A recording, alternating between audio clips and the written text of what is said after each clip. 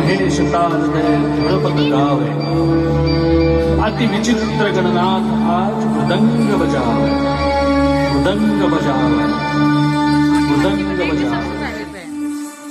भाव भगत से कोई शरणागत आवे संतति संपत्ति सब ही भरपूर पावे। भाव भगत से कोई शरणागत आवे संतति संपत्ति सब ही भरपूर पावे। ऐसे तुम महाराज मुझको अति भावे गोसावी नंदन निशिदिन गुण गावे।